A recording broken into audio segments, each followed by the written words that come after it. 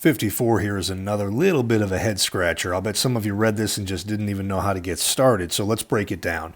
We're supposed to find all values of x such that the tangent to this curve right here, guys, 4x squared plus 11x plus 2, is steeper than the tangent to this curve, y equals x cubed. Okay, so when we're talking about tangent lines and slopes, I gave it away right there. When we're talking about one line being steeper than another, it's a question of slope, all right? And so slope of our tangent is going to come from our derivatives. So here we go, guys. The derivative of this first function right here, 4x squared plus 11x plus 2, is going to be 8x plus 11.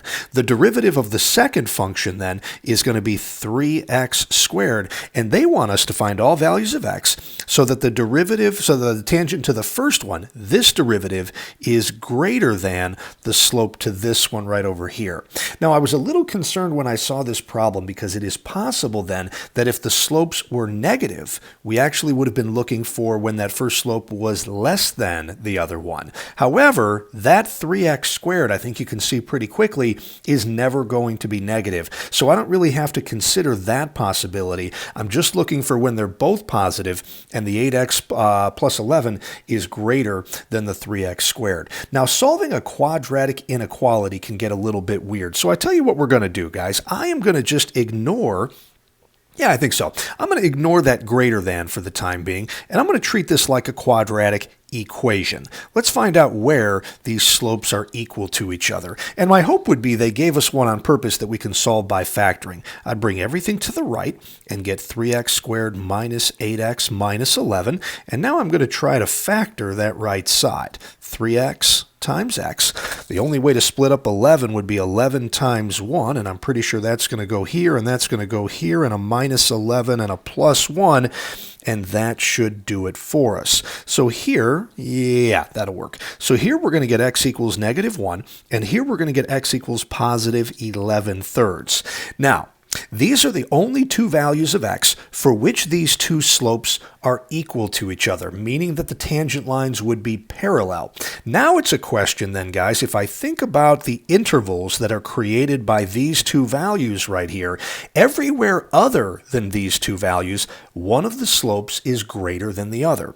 So the first thing I would probably consider would be values less than negative 1. So let me just pick a test value right here, like x equals negative 2, and let's plug that in here, guys. 8 times negative 2 is negative 16, plus 11 is going to be negative 5. Now, on the right side, that negative 2 gets squared to make 4 times 3 is going to be 12, and this, everybody, is not a true statement. Okay, in this spot here, this tangent line on the right is steeper than this one right over here. And so that region there, anything to the left of negative 1, is not part of my answer.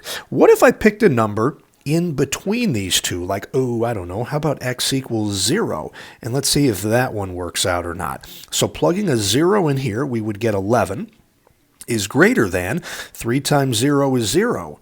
Yeah, that one seems to work. 11 is definitely greater than that. So what I think I just found, guys, is that the interval in between these two values seems to give us what we were looking for, that this derivative here would be greater in its value than this derivative. Now, it's going to be tempting to assume that any value here greater than 11 thirds is probably not going to work out the way that first one didn't work out, but I don't want to assume. So let me pick a value greater than 11 thirds. I don't know, how about 4? So if I plug a 4 in here, 8 times 4 is 32, plus 11 is 43. Is that greater than, well, 4 squared is 16 times 3 is 48? Nope, that one doesn't work either. So my answer then, guys, I believe is going to be all x values in between. So we would say something like, I don't know, maybe x is an element here of the interval from, what did I say? My lesser value was negative 1. My greater value was 11 thirds. And I want to express this in interval notation. I would not want to do brackets, everybody, because at those spots, the slopes are equal to each other. The tangent lines have have the same steepness, we would want a number greater than -1 and less than 11/3. So something like that. You don't need this x as an element of. You could have just given me the interval right there, and you could have written that one out in words. But any x value between, I should say, greater than -1 and less than 11/3 is going to give us what we're looking for here.